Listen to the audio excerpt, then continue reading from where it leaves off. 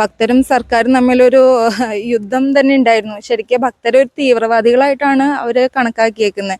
അത്രയും മോശപ്പെട്ട രീതിയിലാണ് അവരെ ആക്രമിച്ചതും തല്ലിയതും. അതുപോലെ ഇല്ലാത്ത ദ്രോഹങ്ങളൊന്നുമില്ല, അവരെ ചെയ്യാത്തതായിട്ട് ഒന്നും ഇനി ബാക്കിയില്ല.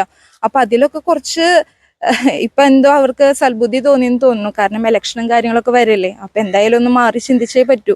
അപ്പോ ഹിന്ദുക്കളെ ഒന്ന് മുറുകെ പിടിക്കാനുള്ള അവരുടെ ശ്രമമാണ്. പക്ഷെ ആരും കഴിഞ്ഞതൊന്നും മറന്നു പോവില്ല. ഈ അയ്യപ്പ സംഗമത്തിലൂടെ ഇപ്പോ നമുക്ക് ഗുണം ചെയ്യുക എന്താന്ന് വെച്ചിട്ടുണ്ടെങ്കിൽ, ഇപ്പോൾ ഹിന്ദുക്കളുടെ ഐക്യത കുറച്ചും കൂടി കൂടും. അത് സർക്കാരിനല്ല, അത് നേരെ തിരിച്ചായിരിക്കും അത് ഗുണം ചെയ്യുക. കാരണം വെച്ചിട്ടുണ്ടെങ്കിൽ ആരൊക്കെയാണ് ഹിന്ദുവിനെതിരെ സംസാരിച്ചേക്കണേന്നും ആരൊക്കെയാണ് ഹിന്ദുവിനെ സപ്പോർട്ട് ചെയ്തേക്കണേന്നും എല്ലാം എല്ലാവർക്കും വളരെ വ്യക്തമായിട്ട് അറിയാം. അപ്പോൾ എനിക്ക് എല്ലാവരോടും കൂടി പറയാനുള്ളത്, ഈ പിണറായി സർക്കാരിന്റെ ഗെയിം സ്ട്രാറ്റജിയും ഗെയിം പ്ലാനൊന്നും ഇവിടെ വർക്കൗട്ട് ആവാൻ പോകുന്നില്ല. കഴിഞ്ഞു പോയതൊക്കെ ആരെങ്കിലും മറക്കുമോ? കാരണം എന്ന് വെച്ചാൽ അത്രയും ക്രൂരമായിട്ടാണ് ഓരോ വിശ്വാസികളെയും ഇവർ മർദ്ദിച്ചതും പല രീതിയിലുള്ള ഉപദ്രവങ്ങൾ ചെയ്ത് പലരും അറസ്റ്റ് ചെയ്ത് എന്തൊക്കെ പ്രശ്നങ്ങളാണ് ഇവരുണ്ടാക്കിയത്. ഒരു 2-3 സ്ത്രീകൾ, ഒരു വിശ്വാസവും ഇല്ലാത്ത സ്ത്രീകൾക്ക് വേണ്ടിയിട്ടാണ് ഇവർ ഇത്രയധികം വിഷയങ്ങൾ ഉണ്ടാക്കി. അതും സാധാരണക്കാരായിട്ടുള്ള ഭക്തജനങ്ങൾക്കെതിരെ എന്തെല്ലാം പ്രതിഷേധങ്ങൾ, പ്രത്യേകിച്ച് സ്ത്രീകൾക്കെതിരെ കേസെടുക്കുക, അവരെ അറസ്റ്റ് ചെയ്ത് കൊണ്ടുപോവുക, എന്തെല്ലാം അക്രമങ്ങളാണ് ചെയ്തത്. അപ്പൊ സ്വാഭാവികമായിട്ട് ഇതൊന്നും നമ്മൾ കഴിഞ്ഞു പോയതൊന്നും മറക്കില്ലല്ലോ. നമസ്കാരം. അയ്യപ്പ വിശ്വാസികൾക്കായിട്ട് ഒരു ആഗോള അയ്യപ്പ ഭക്ത സംഗമം ഇപ്പോൾ സംസ്ഥാന സർക്കാർ സംഘടിപ്പിക്കാനായിട്ട് ഇരിക്കുകയാണ്.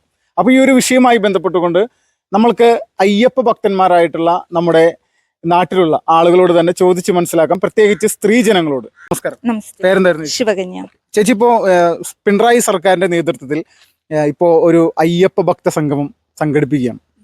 ഒരു അയ്യപ്പ വിശ്വാസി എന്നുള്ള നിലയിൽ താങ്കളൊരു അഭിപ്രായം എന്താണ് ഈ ഒരു പരിപാടിയുമായി ബന്ധപ്പെട്ടു?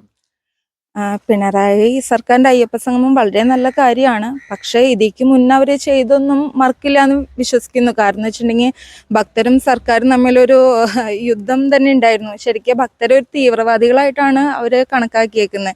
അത്രയും മോശപ്പെട്ട രീതിയിലാണ് അവരെ ആക്രമിച്ചതും തല്ലിയതും. അതുപോലെ ഇല്ലാത്ത ദ്രോഹങ്ങളൊന്നുമില്ല, അവരെ ചെയ്യാത്തതായിട്ട് ഒന്നും ഇനി ബാക്കിയില്ല. അപ്പൊ അതിലൊക്കെ കുറച്ച് ഇപ്പൊ എന്തോ അവർക്ക് സൽബുദ്ധി തോന്നിയെന്ന് തോന്നുന്നു. കാരണം ഇലക്ഷനും കാര്യങ്ങളൊക്കെ വരല്ലേ, അപ്പൊ എന്തായാലും ഒന്ന് മാറി ചിന്തിച്ചേ പറ്റൂ. അപ്പോ ഹിന്ദുക്കളെ ഒന്ന് മുറുകെ പിടിക്കാനുള്ള അവരുടെ ശ്രമമാണ്. പക്ഷെ ആരും കഴിഞ്ഞതൊന്നും മറന്നു പോവില്ല. അപ്പോ എല്ലാം ഹിന്ദുക്കൾക്കെതിരെയുള്ള അക്രമങ്ങളാണ് ഇവര് മുൻകൂട്ടി, എന്താ പറയാ, ഒരു സ്ട്രാറ്റജിക് പ്ലാനാണ്. എന്ത് നമ്മുടെ മതപരമായിട്ട് എന്ത് കാര്യങ്ങൾ വന്നാലും ഇവര് നെഗറ്റീവായിട്ട് പറയുക. അതുപോലെ നമ്മുടെ ആചാരങ്ങളെ അനുഷ്ഠാനങ്ങളെയൊക്കെ അവർ തല്ലി തകർക്കുക. ഒരു ശരിക്കും പറഞ്ഞിട്ടുണ്ടെങ്കിൽ നമുക്ക് ഇതിനൊക്കെ ഒരു മാറ്റം സംഭവിക്കണം. കാരണം വെച്ചിട്ടുണ്ടെങ്കിൽ ഒരു കറക്റ്റ് ആയിട്ടുള്ളൊരു സിസ്റ്റമാറ്റിക് ലോ തന്നെ, ഹിന്ദു സിസ്റ്റമാറ്റിക് ലോ കൊണ്ടുവരുന്നേ ഞാൻ പറയുള്ളൂ. കാരണം വെച്ചിട്ടുണ്ടെങ്കിൽ ഒരാൾക്കും ഒരു പാർട്ടിക്കും നമ്മുടെ ഹിന്ദുക്കളെ തൊടാൻ സാധിക്കാത്ത രീതിയിൽ ഒരു പ്രത്യേകതരം റൂൾസ് ആൻഡ് റെഗുലേഷൻസ് കൊണ്ടുവരണം. അതുപോലെ ഇനി വരുന്ന കുട്ടികൾക്കായാലും നല്ല രീതിയിൽ അവരെ നല്ല തലമുറയിലേക്ക് വളർത്തിയെടുക്കാൻ വേണ്ടിയിട്ടും കൂടി പല രീതിയിലും കാര്യങ്ങൾ അവരെ ആചാരപരമായിട്ടുള്ള കാര്യങ്ങൾ, ചെറിയ ഭഗവത്ഗീത, അതുപോലെ രാമായണം ആയിക്കോട്ടെ, മഹാഭാരതം ആയിക്കോട്ടെ, അങ്ങനത്തെ ചില പുരാണങ്ങളൊക്കെ കുട്ടികൾ അറിഞ്ഞിരിക്കേണ്ടത് വളരെ ആവശ്യകതയാണ്.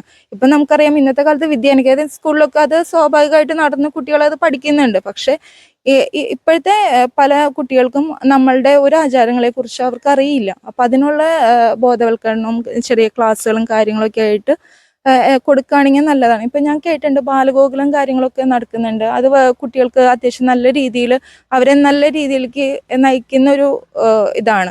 അപ്പൊ അത്തരത്തിലുള്ള ചെറിയ ക്ലാസ്സുകളോ അല്ലെങ്കിൽ നമ്മുടെ കൂട്ടായ്മ ഒന്നും കൂടി ശക്തിപ്പെടുത്തുക. ഇപ്പോൾ എനിക്ക് തോന്നുന്നു ഈ അയ്യപ്പ സംഗമത്തിലൂടെ ഇപ്പോൾ നമുക്ക് ഗുണം ചെയ്യുക എന്താന്ന് വെച്ചിട്ടുണ്ടെങ്കിൽ, ഇപ്പോൾ ഹിന്ദുക്കളുടെ ഐക്യത കുറച്ചും കൂടി കൂടും. അത് സർക്കാരിനല്ല, അത് നേരെ തിരിച്ചായിരിക്കും അത് ഗുണം ചെയ്യുക. കാരണം വെച്ചിട്ടുണ്ടെങ്കിൽ ആരൊക്കെയാണ് ഹിന്ദുവിനെതിരെ സംസാരിച്ചേക്കണേന്നും ആരൊക്കെയാണ് ഹിന്ദുവിനെ സപ്പോർട്ട് ചെയ്തേക്കണേന്നും എല്ലാം എല്ലാവർക്കും വളരെ വ്യക്തമായിട്ട് അറിയാം. അപ്പോൾ എനിക്ക് എല്ലാവരോടും കൂടി പറയാനുള്ളത്, ഈ പിണറായി സർക്കാരിന്റെ ഗെയിം സ്ട്രാറ്റജിയും ഗെയിം പ്ലാനൊന്നും ഇവിടെ വർക്കൗട്ട് ആവാൻ പോകുന്നില്ല. ഇപ്പോൾ ഇതിൽ ഉദ്ഘാടനം ചെയ്യാനായിട്ട് വരുന്നത് പിണറായി വിജയൻ തന്നെയാണെന്നാണ് ഒരു കേൾവി. ഇതിൽ ആദ്യം ഇവർ ചെയ്തൊരു കാര്യം, തമിഴ്നാട് മുഖ്യമന്ത്രിയായിട്ടുള്ള സ്റ്റാലിനെ ഇതിൽ മുഖ്യ അതിഥിയായിട്ട് പങ്കെടുപ്പിക്കാനുള്ളൊരു തീരുമാനം ഉണ്ടായിരുന്നു. അദ്ദേഹം പിന്നെ പങ്കെടുക്കുന്നില്ല എന്നുള്ളൊരു വാർത്തയാണ് വന്നത്. പക്ഷെ സ്റ്റാലിൻ്റെ ഒരു പ്രവൃത്തി എന്ന് പറഞ്ഞാൽ സനാതന ധർമ്മത്തെ ഇല്ലായ്മ ചെയ്യുക എന്നുള്ള ഒരു ലക്ഷ്യത്തോട് കൂടിയിട്ട് മുന്നോട്ട് പോകുന്ന ഒരു സംവിധാനമാണ് DMK. സ്റ്റാലിൻ്റെ മകനടക്കം പറഞ്ഞിരുന്നു. അപ്പോൾ ഇതുപോലെ ഒരു വ്യക്തിയെ പോലും ക്ഷണിക്കുമ്പോൾ യഥാർത്ഥത്തിൽ ഇവർ ലക്ഷ്യം വെക്കുന്ന എന്തായിരിക്കും? അതെ, ഇതിനെക്കുറിച്ച് പറയുകയാണെങ്കിൽ ഇന്നലെ തന്നെ നമുക്ക് എല്ലാവർക്കും അറിയാം, ഇന്നലെ ചതയാഘോഷമായിരുന്നു, ശ്രീനാരായണ ഗുരു ജയന്തി ആയിരുന്നു. അതിൽ ശ്രീനാരായണ ഗുരു പറയുന്നത് എന്തോ ഒരു ജാതി, ഒരു മതം, ഒരു ദൈവം, അത് സനാതന ധർമ്മമായിട്ട് പരിപാലിച്ച് അതിനെ കൊണ്ടുപോകണമെന്നാണ് കണക്കാക്കിയേക്കുന്നത്. പക്ഷെ അതിനൊരു കമ്മ്യൂണിറ്റിയിലേക്ക് മാറ്റാം. ആ ഒരു സ്പെസിഫൈഡ് കമ്മ്യൂണിറ്റി ആണ് എല്ലാം. ഞാൻ കുട്ടിക്കാലം മുതലേ കേൾക്കുന്നതാണ് ശ്രീമാൻ വെള്ളാപ്പള്ളി നടേശൻ ഇതിന്റെ ഏറ്റവും തലപ്പത്. ഇത്രയും വർഷങ്ങളായിട്ട് അപ്പൊ ഞാൻ വിചാരിക്കും വേറെ ആരും ഇല്ലേ ഒന്ന് മാറി ചിന്തിക്കാനോ? കാര്യം എല്ലാവരും നല്ല വ്യക്തി, ആരും കുറെ കാര്യങ്ങൾ ചെയ്തിട്ടുണ്ടാവും. എന്നിരുന്നാൽ പോലും മറ്റു പലരും ഉണ്ടാവില്ലേ എന്ന് പലപ്പോഴും തോന്നിയിട്ടുണ്ട്. എന്നുണ്ടെങ്കിൽ ശരിക്കും ഗുരു പറഞ്ഞത് എന്താണ്, ഗുരുവിന്റെ തത്വങ്ങളായാലും എന്തൊക്കെയാണ് ചെയ്യേണ്ടതെന്നൊക്കെ ഉള്ളത്, ഭാവിയിലേക്ക് ചെയ്യേണ്ടതായിട്ടുള്ള കാര്യങ്ങളൊക്കെ വളരെ വ്യക്തമായിട്ട് പറഞ്ഞേക്കുന്നതാണ്. പക്ഷെ അതൊരു സ്പെസിഫൈഡ് കമ്മ്യൂണിറ്റീനെ മാത്രമാക്കി ചെയ്യുമ്പോൾ അത് പല രീതിയിലുള്ള എന്താ പറയാ, അതല്ലല്ലോ ഗുരുദേവൻ കണ്ടിരിക്കുന്നത്. എല്ലാവരും ഒരുപോലെ കാണാം, എല്ലാം ഒന്നായി കൊണ്ട് സ്വീകരിക്കുക എന്നുള്ളതാണ്. അപ്പോൾ എല്ലാവരും, അതിപ്പോ ഹിന്ദു ആയിക്കോട്ടെ, ക്രിസ്ത്യൻ ആയിക്കോട്ടെ, മുസ്ലിം ആയിക്കോട്ടെ, നമ്മളെല്ലാവരും ഒറ്റക്കെട്ടാന്നുള്ളൊരു മനോഭാവം എല്ലാവരിലേക്കും വളർത്താനുള്ളൊരു ഇതാണ്. പക്ഷെ അതൊന്നല്ല ഇപ്പോഴത്തെ കാലത്ത് നടന്നുകൊണ്ടിരിക്കുന്നതും കാര്യങ്ങൾ ചെയ്യുന്നതും. ഇപ്പൊ നമുക്കറിയാം, ഈ അടുത്ത് അത്ര ഒന്തോരം ആ ശബരിമല സംഭവത്തിന് ശേഷം ഉണ്ടായിരുന്നു. അതില് ഏറ്റവും കൂടുതൽ സ്ത്രീകളാണ് എന്താ പറയാ ബുദ്ധിമുട്ടിയിരിക്കുന്നത്. കാരണം അവർക്കെതിരെ കേസുകൾ, പ്രതിഷേധങ്ങൾ, എന്താ പറയാ, ഒരു 2-3 സ്ത്രീകള്, ഒരു വിശ്വാസവും ഇല്ലാത്ത സ്ത്രീകള് മല കയറി അയ്യപ്പനെ തൊഴുതേന് മറ്റു ഭക്തജനങ്ങളാണ് ഇതിനു വേണ്ടി ഏർക്കപ്പെട്ടത്. അപ്പൊ അതിനൊക്കെ എന്തായാലും മാറ്റങ്ങൾ വരണം. പക്ഷേ എന്തായാലും പിണറായി സർക്കാർ അയ്യപ്പ സംഗമം എന്തൊക്കെ കാണിച്ചു കൂട്ടിയാലും ഇതൊരു വിജയിക്കാൻ പോകുന്നില്ല. കാരണം ജനങ്ങൾക്കറിയാം ഒരിക്കലും ഇതൊരു പൊളിറ്റിക്കൽ ഒരു ഇഷ്യൂ ആയിരുന്നില്ല. അത് ആക്ച്വലി നമ്മുടെ സംസ്കാരത്തിനെ മുറുകെ പിടിക്കാനും നമ്മുടെ മൂല്യങ്ങളെ ഇത് ചെയ്യാനൊക്കെ ആയിട്ട് ഭക്തരും സർക്കാരും തമ്മിലുള്ളൊരു പോരാട്ടമാണ്. അപ്പോൾ ഇതില് ഒരിക്കലും ഏതൊരു സർക്കാരും ഇതിനെതിരെ വന്നാലും ഇതൊന്നും നടപ്പിലാവാൻ പോകുന്നില്ല. ഇപ്പോൾ ഈ ശബരിമല വിശ്വാസികൾ ഈ ഒരു പ്രോഗ്രാമിൽ, അല്ലെങ്കിൽ സംസ്ഥാന സർക്കാർ പങ്കെടുപ്പിക്കുന്ന അല്ലെങ്കിൽ നടത്തുന്ന ഈ ഒരു പ്രോഗ്രാമിൽ പങ്കെടുക്കുന്ന ഒരു സാഹചര്യം അത് ഉണ്ടാകുമെന്ന് തോന്നുന്നുണ്ടോ? ഒരിക്കലും ഇല്ല. കാരണം എന്ന് വെച്ചിട്ടുണ്ടെങ്കിൽ കഴിഞ്ഞു പോയതൊക്കെ ആരെങ്കിലും മറക്കുമോ? കാരണം എന്ന് വെച്ചാൽ അത്രയും ക്രൂരമായിട്ടാണ് ഓരോ വിശ്വാസികളെയും ഇവർ മർദ്ദിച്ചതും, പല രീതിയിലുള്ള ഉപദ്രവങ്ങൾ ചെയ്ത് പലരും അറസ്റ്റ് ചെയ്ത് എന്തൊക്കെ പ്രശ്നങ്ങളാണ് ഇവരുണ്ടാക്കിയത്. ഒരു 2-3 സ്ത്രീകൾ, ഒരു വിശ്വാസവും ഇല്ലാത്ത സ്ത്രീകൾക്ക് വേണ്ടിയിട്ടാണ് ഇവർ ഇത്രയധികം വിഷയങ്ങൾ ഉണ്ടാക്കി. അതും സാധാരണക്കാരായിട്ടുള്ള ഭക്തജനങ്ങൾക്കെതിരെ എന്തെല്ലാം പ്രതിഷേധങ്ങൾ, പ്രത്യേകിച്ച് സ്ത്രീകൾക്കെതിരെ കേസെടുക്കുക, അവരെ അറസ്റ്റ് ചെയ്ത് കൊണ്ടുപോവുക, എന്തെല്ലാം അക്രമങ്ങളാണ് ചെയ്തത്. അപ്പൊ സ്വാഭാവികമായിട്ട് ഇതൊന്നും നമ്മൾ കഴിഞ്ഞു പോയതൊന്നും മറക്കില്ലല്ലോ. ഇത് നമുക്ക് ആക്ച്വലി എല്ലാവർക്കും അറിയാവുന്ന പോലെ ഇതൊരു പൊളിറ്റിക്കൽ ഡ്രാമയാണ്. അത് അവരുടെ ഗെയിം സ്ട്രാറ്റജിയാണ്. ഈ പഞ്ചായത്ത് ഇലക്ഷന് മുന്നേ അവർക്ക് അവരുടെ ഒന്ന് സപ്പോർട്ട് കിട്ടാൻ വേണ്ടിയിട്ടുള്ള ഒരു ഗെയിം പ്ലാൻ, അതിനത്രേ കാണാൻ പറ്റുള്ളൂ.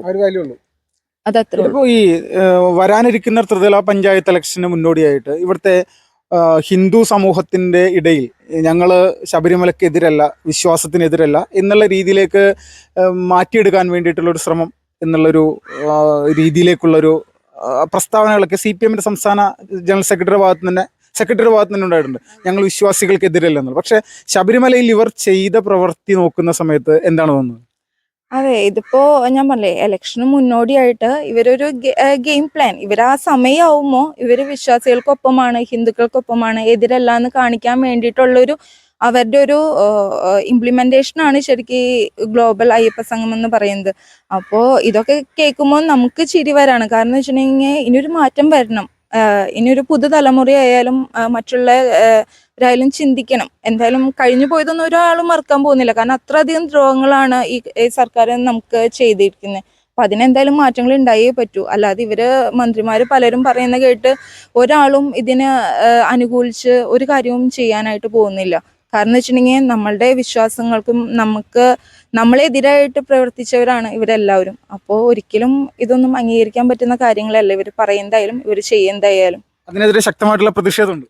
തീർച്ചയായിട്ടും. അത് ഇപ്പോ അവര് അയ്യപ്പ സംഗമം നടത്താണ്ടിരിക്കുക, അതൊക്കെ അവരുടെ ഇഷ്ടം. പക്ഷെ ഞങ്ങൾ വിശ്വാസികൾ ഒരിക്കലും അവർക്ക് സപ്പോർട്ട് നിൽക്കില്ല.